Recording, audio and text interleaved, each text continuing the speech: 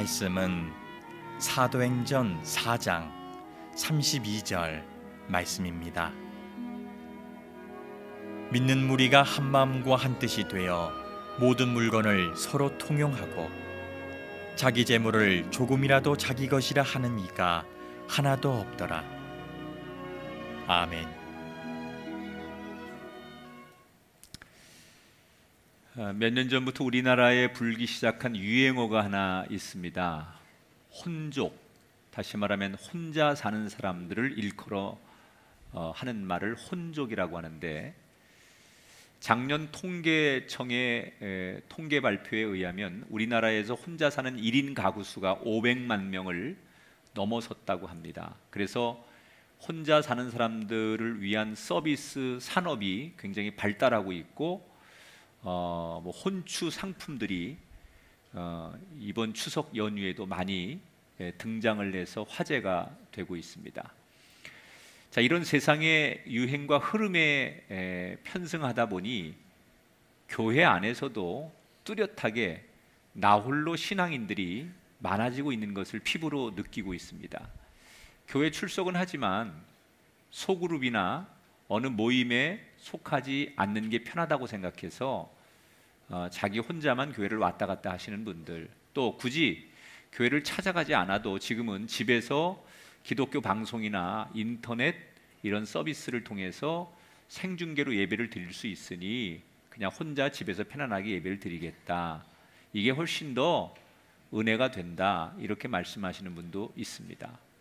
그래서 요즘 교육자들에게 많이 하는 얘기 가운데 하나가, 과거에는 교인들이 무슨 애경사가 있거나 뭐가 있으면 다 이렇게 광고하고 그걸 함께 공유하는 시대였지만, 지금의 목회는 익명성을 전제로 하는 목회이기 때문에 개인의 신상이나 사생활에 대해서 목회자가 교인들에게 많이 알리는 걸 원하지 않는다. 그래서 그런 걸 조심해야 된다. 그만큼 교회가 점점점 개인화되어 가고 있구나라는 것을 이 현장에서 많이 느끼게 됩니다. 겉으로 보기에는 나홀로 신앙인들이 굉장히 합리적인 것처럼 보이고 또 편리해 보입니다. 혼자서 예배를 잘합니다. 그런데 이 혼족들, 나홀로 신앙생활 하는 분들의 약점이 하나 있습니다. 그게 뭐냐면, 어느 날 위기가 오거나 어려움이 왔을 때 혼자서는 그 어려움을 헤쳐나가지 못한다는 거예요. 그래서 성경은 성도들이 어려움을 이기기 위해서는 공동체, 함께 예배하고 함께 어울리고 함께 뭉쳐야 된다, 이 얘기를 성경은 계속해서 강조를 합니다. 그 대표적인 예가 지금 우리가 사도행전에서 살펴보고 있는 예루살렘 교회가 바로 그렇습니다. 예루살렘 교회는 예수님 이후에 최초로 교회를 개척하는 거죠. 그런데 외부로부터 엄청난 박해를 받습니다. 큰 위기가 옵니다. 그런데 그 위기를 어떻게 이겨내느냐, 그 교회 안의 구성원들이 똘똘 뭉쳐서 그 외부의 박해와 어려움들을 이겨내는 것을 보여줘요. 자, 오늘날 우리 한국 교회가 힘을 잃어가는 여러 가지 이유가 있습니다. 근데 그 중에 하나가 우리 안에 공동체 안이 하나가 되지 않는 거죠. 내부가 하나가 되지 않는데 외부와 싸움은 불가능한 거예요. 여러분, 가정이 하나가 안 되는데 어떻게 어려운 일을 가족이 함께 이겨낼 수 있겠어요? 나라가 하나가 안 되는데 국제사회에서 어떻게 대한민국이 고도의 경제 성장과 선진국으로서 역할을 감당할 수 있겠어요? 내부적으로 하나가 되는 게 굉장히 중요하다는 거예요. 교회가 하나님을 믿는 그리스도인들이 하나가 돼야 되는데 교회 안에 내부가 자꾸 하나가 되지 못하는 이런 것들이 교회를 힘을 잃게 하고 있는 것이다. 자, 어떻게 하면 우리가 하나가 될 수 있을까? 오늘 성경은 그런 얘기를 우리에게 들려주고 있습니다. 지난 시간에 베드로와 요한이 그 무시무시한 공회원들 70명 앞에 끌려가서 재판을 받는 과정을 여러분에게 소개해 드렸습니다. 보통 사람들 같으면 그 무시무시한 권력기관이었던 공회원들 앞에서 벌벌 떨고 없는 죄도 만들면 만들어지는 그 무시무시한 시대와 그들 앞에서 주눅이 드는 게 당연한데, 이 베드로와 요한은 조금도 주눅 들지 않고 당당하게 그들에게 맞서서 변론도 하고 자신들의 주장을 펼쳐서 결국은 그들의 코를 납작하게 만들어 놓고 석방이 됩니다. 자, 있을 수 없는 일이에요. 그 당시에 이 공회라고 하는 것은 모든 유대의 최고의 권력자들이 모여서 힘을 가지고 있는 겁니다. 그래서 마음만 먹으면 사람을 죽여요. 그 대표적인 게 예수님을 죽인 거잖아요. 예수님도 그들이 그냥 밀어붙여서 죽인 거예요. 그게 그들의 힘이에요. 그런데 베드로와 요한이 거기에 끌려가서 재판을 받는데 그들은 예수님처럼 순순히 죽지 않고 반론을 제시하고 또 거기서 당당하게 변론을 해서 석방이 됐습니다. 예루살렘 교회 교인들에게, 놀라워하는 그 교인들에게 보통 사람 같으면 뭘 하겠어요? 끌려갔다 나왔으니 잔치를 열고 파티를 열고, 아니면 자신들이 거기서 어떻게 당당하게 그들과 대치하고 무슨 변론을 해서 이렇게 머리카락 하나 상하지 않고 석방됐는지 소위 영웅담을 들려주는 게 보통 사람들의 상식이죠. 베드로 요한도 그럴 만하지 않습니까? 내가 자식들 가가지고 코를 납작하게 해주고 말이야, 그들이 우리를 우습게 보길래 두 번 다시 못 건들도록 내가 말이야 이렇게 했어, 나를 너무 우습게 본 거야, 뭐 이러면서 자신들의 그 힘을, 영웅담을 막 드러내는 것이 상식이에요. 그런데 베드로 요한이 어떻게 하느냐? 우리가 생각하는 대로 그렇게 안 하고 돌아와서는 조용히 기도해요. 겸손하게 하나님 앞에 기도하고 그 놀라하는 공동체 교인들에게 뭐라고 말해요? 하나님이 우리를 지켜주셨다. 성령님이 동행하셨다. 우리가 앞으로 이런 어려운 일이 계속해서 올 텐데 더 겸손하게 기도해서 성령님이 주시는 힘으로 이런 어려움들을 이겨내야 된다. 이렇게 말을 하는 거예요. 그러니까 여러분, 참 이 베드로와 요한이 정말로 겸손하고 하나님께 붙들렸다라는 증거가 바로 이런 곳에서 나오는 거예요. 옛날에 우리가 알던 베드로는, 요한은 그런 사람이 아니었어요.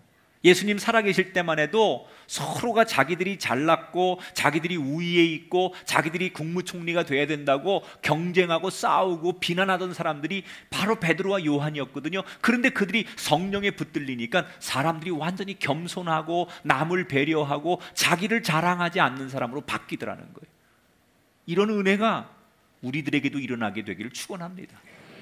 우리가 교회 다니기 전에는 자기 잘난 맛에 살던 사람이었고 자기 자랑하며 살던 사람이 어느 날 하나님을 만나고 교회를 다니면서 겸손한 사람으로, 그리고 남을 배려하는 사람으로 바뀐 우리의 모습이 보여지게 되기를 주의 이름으로 축원합니다. 자, 베드로 요한을 필두로에서 예루살렘 교회를 박해하려고 했던 사람들이 이게 실패로 끝나니까 2차, 3차 예루살렘 교회를 다른 흠집을 내고 다른 이유를 대서 공격하기 시작합니다. 말 그대로 베드로 요한이 풀려남과 동시에 외부의 박해는 점점점 더 강해지고 심해졌습니다. 그때 그런 여러 가지 외부로부터 오는 핍박과 박해를 이 예루살렘 교회가 어떻게 대처하느냐. 자, 여러분 가정이 외부로부터 어려운 문제가 자꾸 생겨요. 여러분 회사와 일터가 자꾸 바깥으로부터 어려운 문제가 생겨요. 또 우리 교회가 외부로부터 어려운 일이 자꾸 생겨요. 그때 우리가 뭘 해야 될까? 오늘 성경은 그걸 우리에게 분명한 어조로 이렇게 설명해요. 32절에 보니까 이렇게 표현합니다. 믿는 무리가 한 마음과 한 뜻이 되어 그랬어요. 그들이 박해와 고난 앞에서 불안해하는 것이 아니라 어떻게 했다고요? 오히려 한 마음으로 뭉쳤다는 거예요. 그런데 여기 표현 중에 재밌는 표현이 성도들이 교인들이 이렇게 말하지 않고 뭐라고 그랬어요? 믿는 무리가 이렇게 표현했어요. 그러니까 우리가 예수를 믿는다는 건, 교회를 다니는 성도는 뭐를 성도라고 하느냐? 그냥 교회 다니는 게 성도가 아니라, 우리 예배 출석하는 게 성도가 아니라 믿는 무리. 단순히 교회를 다녔기 때문에 그게 성도가 아니고, 출석하기 때문에 성도가 아니라 예수 그리스도가 살아계시고 나의 구원자이심을 믿는 사람들, 이게 성도라는 거예요. 여러분, 우리 교인들은 믿는 무리가 되셔야지 교회를 출석하는 크리스찬이 되지 않기를 축복합니다. 믿는 무리가 그랬지, 여기 누가가 성도들이, 교인들이 한 마음 한 뜻이 되었다 이렇게 표현하지 않았다는 거예요. 교회는 은혜의 공통 분모로 모이는 곳이 교회예요.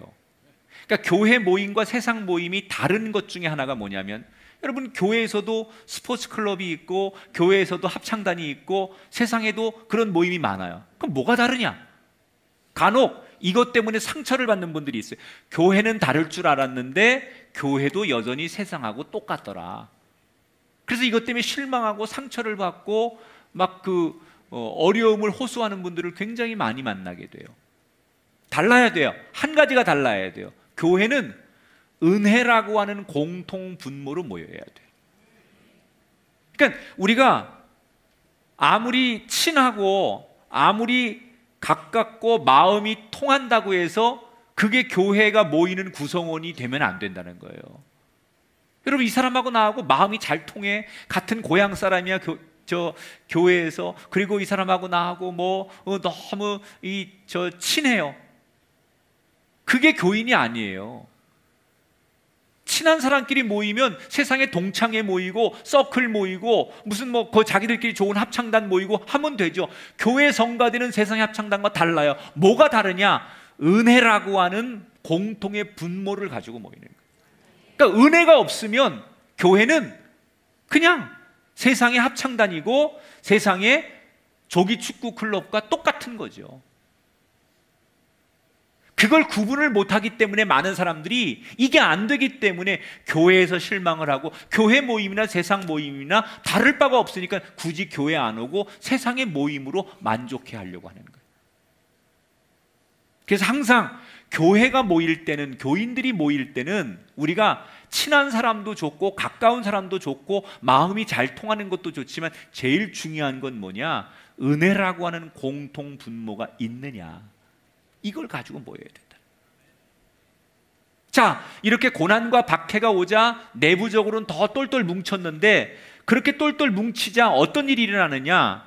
32절 계속 읽어볼게요. 믿는 무리가 한 마음과 한 뜻이 되어 모든 물건을 서로 통용하고 자기 재물을 조금이라도 자기 것이라 하는 이가 하나도 없더라.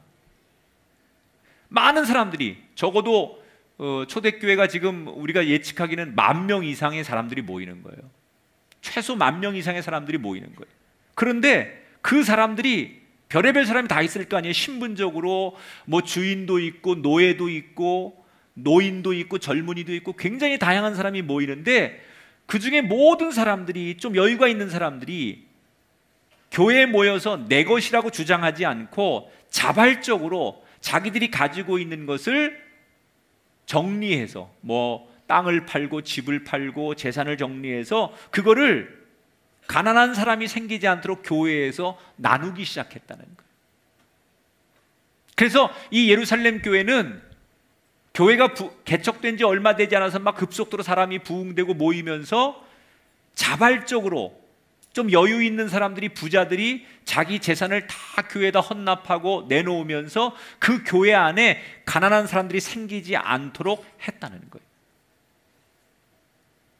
저는 이걸 보면서, 여러분, 교회 역사가 2000년이잖아요. 이 지구상의 교회 역사가 2000년이거든요. 그런데 2000년의 역사 가운데 서구교회부터 시작해서 수없는 교회 역사를 보면 가장 훌륭한 롤 모델을 지금 이 사도행전에 등장하는 예루살렘 교회를 꼽거든요. 그 이유가 뭘까? 하나가 됐다는 거예요. 근데 우리가 하나가 되는 것도 중요하지만 무엇을 위해 하나 될 것이냐를 고민해 봐야 돼요. 사람들은 그저 하나가 되는 게 목표가 되는데 무엇을 위해 하나 될 거냐? 지금 이 사람들은 하나가 되는데 뭘 위해 하나가 되느냐? 하나님이 기뻐하시는 일을 위해, 가난하고 소외당한 사람들을 돕기 위해 하나가 됐다는 거예요. 때로는 하나가 되지만 그 하나 되는 이유가 누구를 음해하기 위해서, 누구를 공격하기 위해서, 누구를 넘어뜨리기 위해서 하나 되는 것보다는 누군가를 살려내기 위해 하나 되고 누군가를 도와주고 회복시키기 위해서 하나됨이 더 중요하다는 거예요. 그런데 이게 사실 자기 것을 자발적으로 사람들이 막 기부하고 내놓는 게 말은 쉽지만 당시 상황으로는 조금만 고민을 해보면 굉장히 어려운 일이었을 거예요. 왜냐?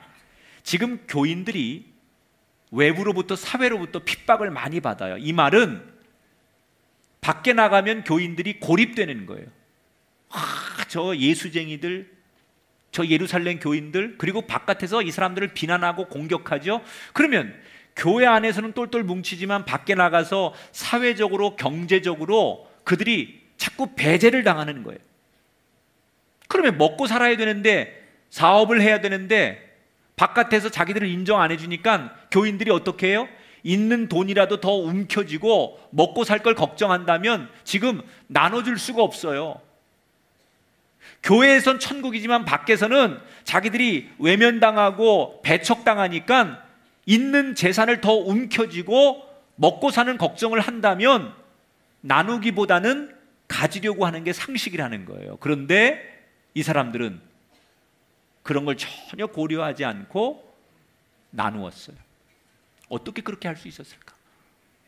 어떻게 그들은 미래를 걱정 안 하고 먹고 사는 걱정 안 하고 그렇게 할 수 있었을까? 그 이유가 33절에 나와요. 사도들이 큰 권능으로 주 예수의, 따라합시다, 부활을 증언하니 무리가 큰 은혜를 받았다 그랬어요.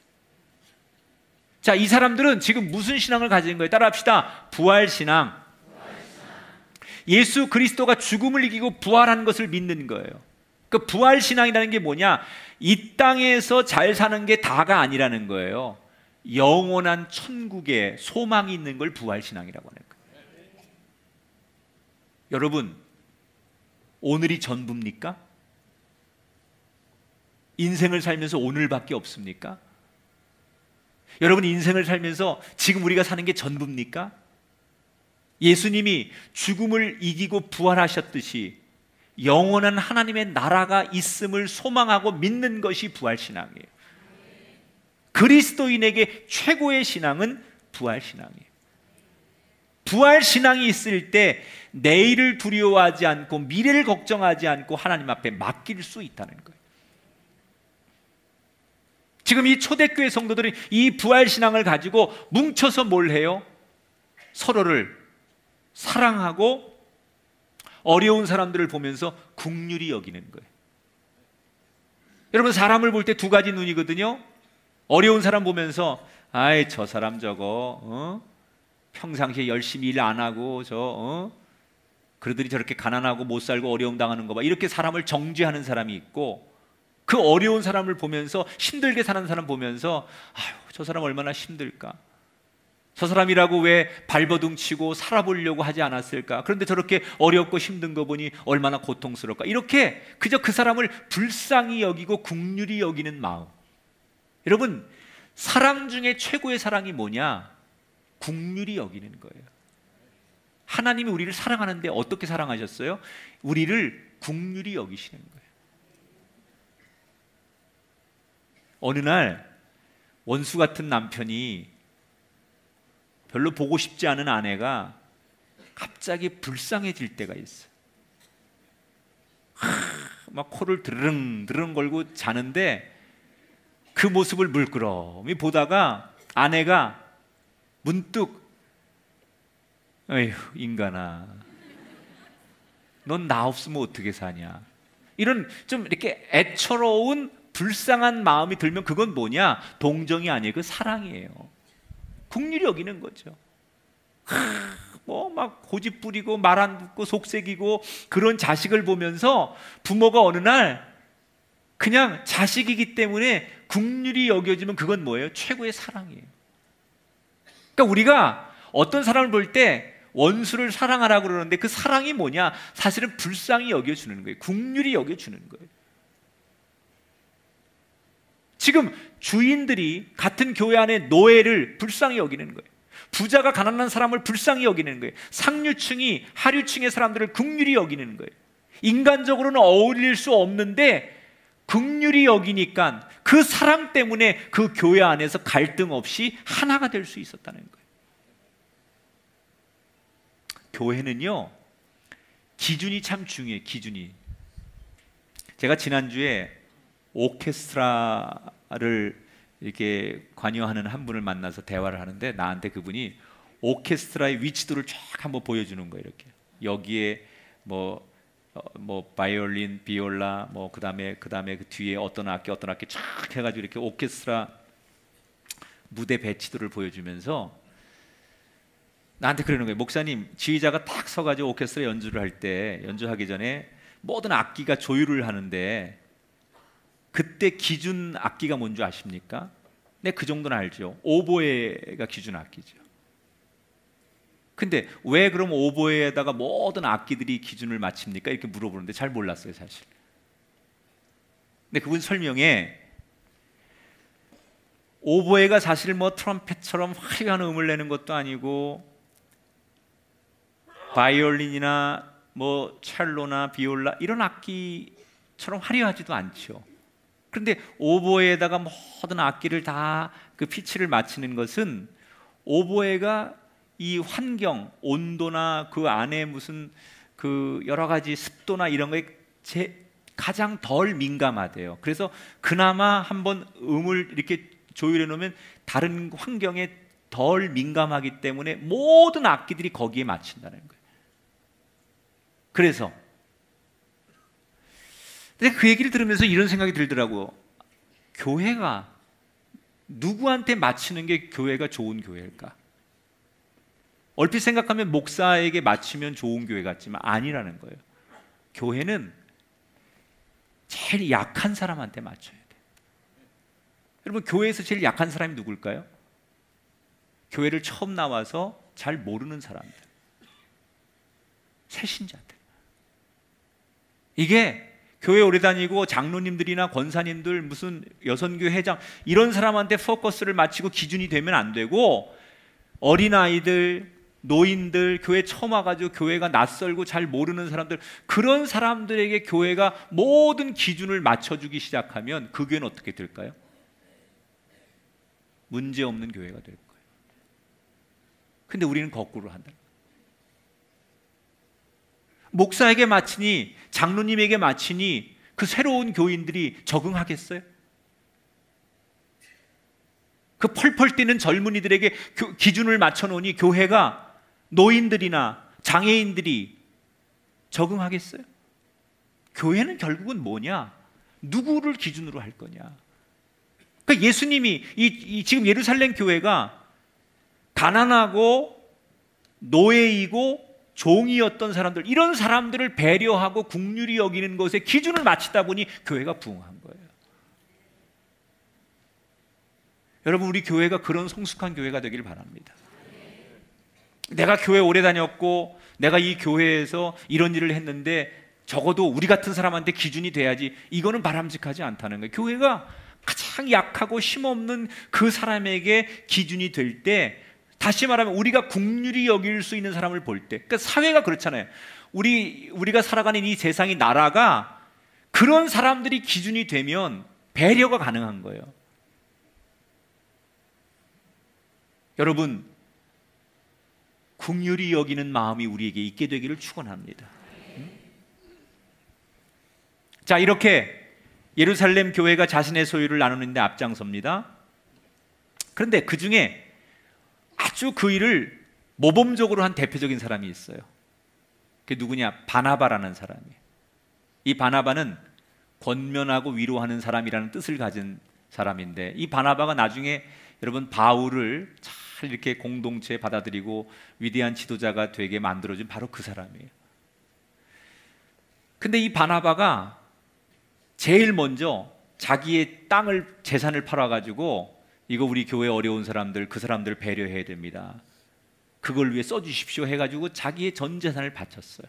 그래서 하나님 앞에 사람들에게 이 바나바가 엄청나게 칭찬을 받았어요.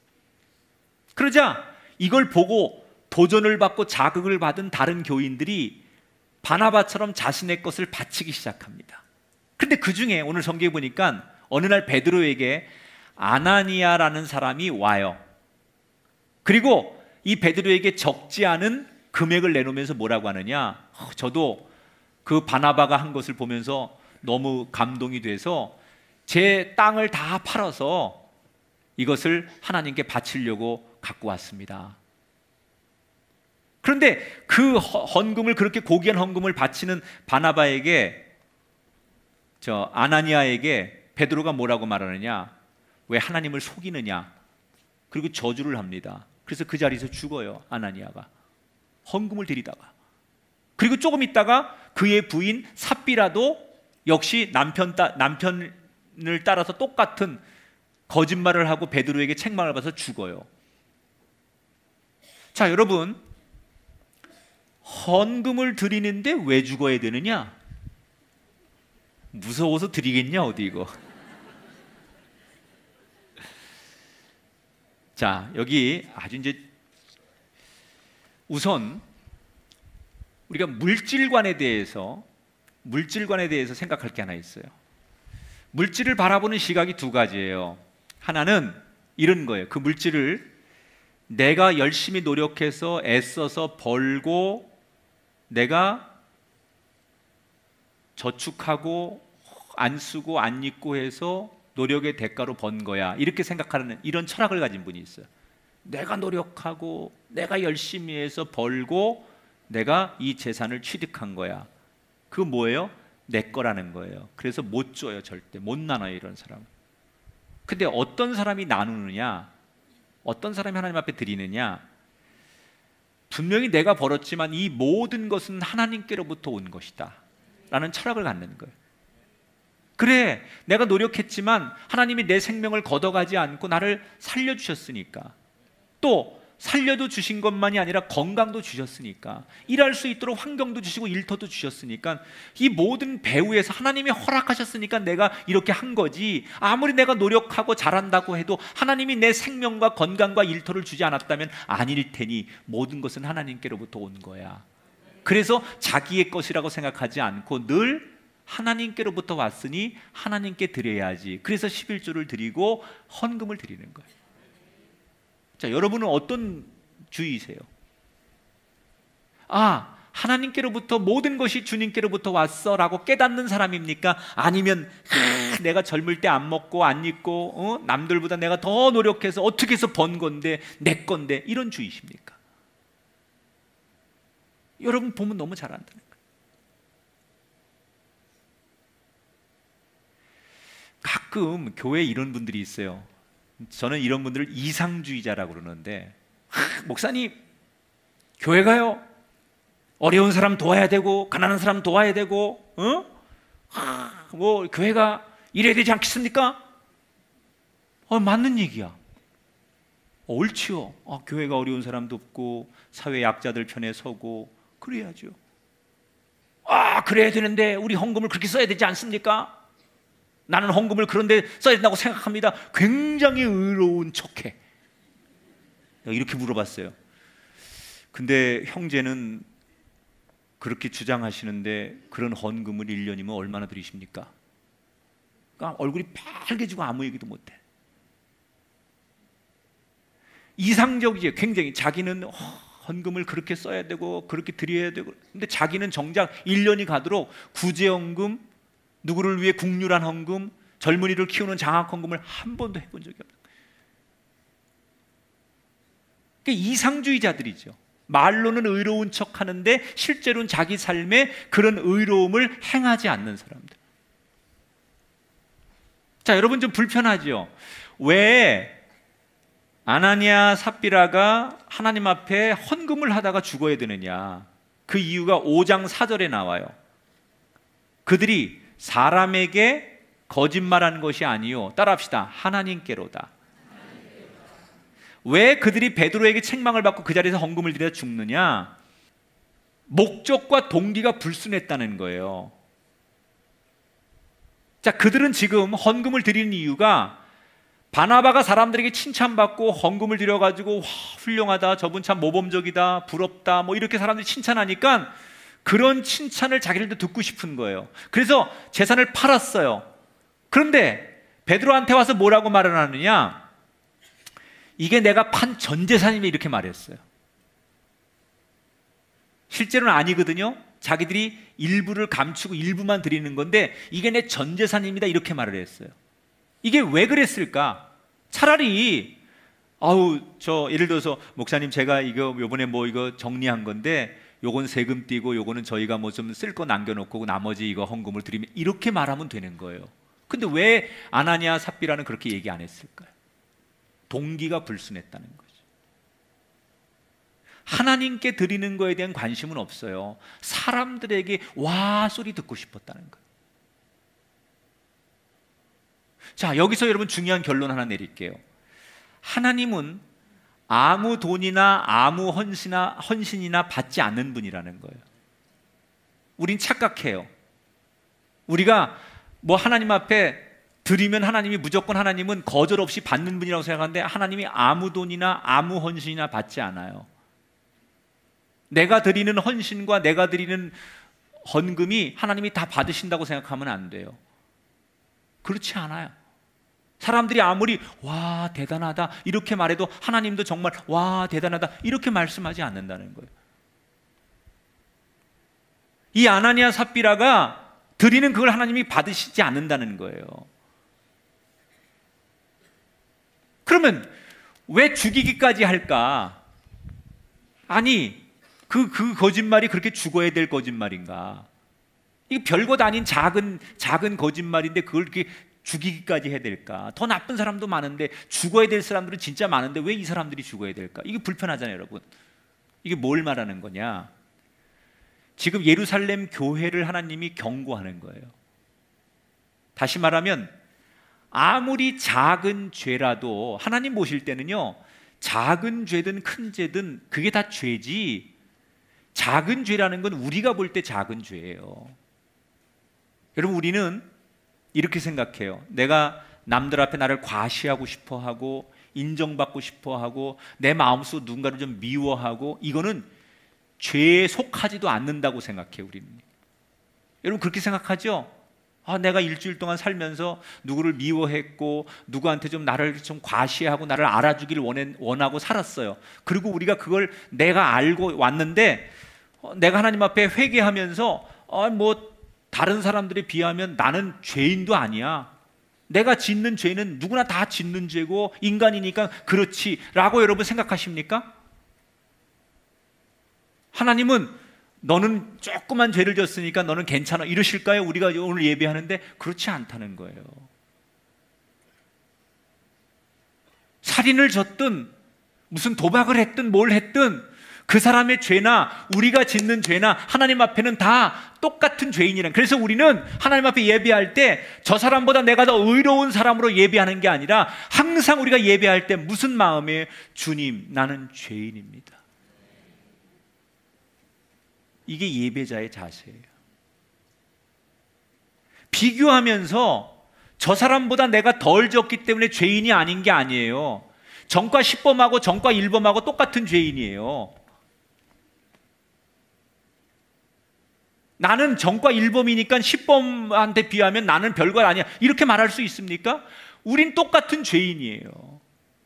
죄라고 하는 것은 하나님 앞에 내가 용서받는 거지 누구와 비교해서 내가 더 무겁고 가벼운 죄를 따지는 게 아니라는 거예요. 하나님 앞에 내가 의로워져야 돼. 그래서 우리는 항상 예배할 때 첫 마음이 뭐예요? 주님, 이 죄인을 받아 주옵소서. 이것이 우리가 예배드리는 사람의 자세이어야 된다는 거예요. 따라합시다. 작은 죄도 방치하면 안 됩니다. 사탄은요, 그런 거로부터 시작해서 우리를 큰 죄인 만드는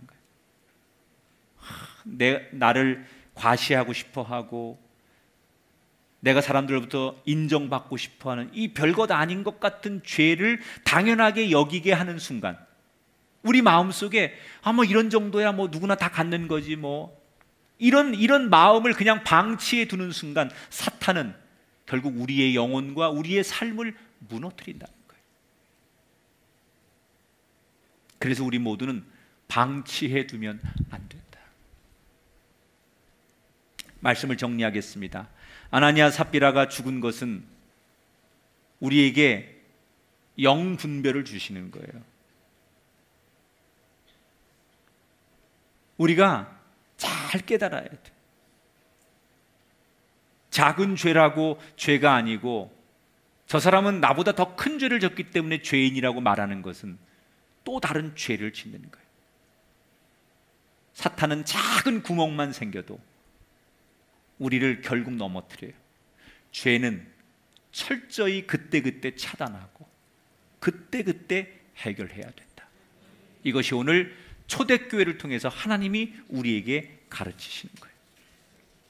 마지막으로 오늘 성경에 이런 얘기가 나옵니다. 이제 이런 어려움을 겪고 나서 5장으로 넘어가면 막 사람들이 더 그 사도들의 권능을 믿고 막 구름대처럼 사람들이 몰려오는데 그 중에 환자가 많았다고 그랬어요. 막 환자들이 초대교회에 고침받으려고, 그 당시만 해도 의료기관이 없으니까 이 기도를 통해 환자들을 고치는 일들을 굉장히 많이 했는데 그 사람들이 들것에 실려가지고 막 사람들이 몰려오고 막 여기저기서 그 예루살렘 교회 마치 진짜 옛날 우리 한참 때 막 부흥회 때 막 기적 일어나고 기도원에 사람들이 막 몰리듯이 그때처럼 막 이 초대교회가 그렇게 막 사람들이 모이는 거예요. 그러니까 베드로 사도나 사도들이 다 안수 못 해주는 거예요. 다 상담 못 해주는 거예요. 그런데 다 일일이 안수해주고 상담 못 해주는데 16절에 보니까 뭐라고 소개하느냐, 따라합시다. 다 나음을 얻었느니라. 그러니까 사람들이 너무 교회가 커지니까 베드로 못 만나는 거예요. 사도들 못 만나는 거예요. 그런데도 들것에 또는 자기 인생의 문제, 뭐 고민, 뭐 이런 걸 가지고 막 사람들이 몰려드는데 오기만 하면 다 나음을 입었대요. 베드로가 안수해줘서 그랬을까요? 아니에요.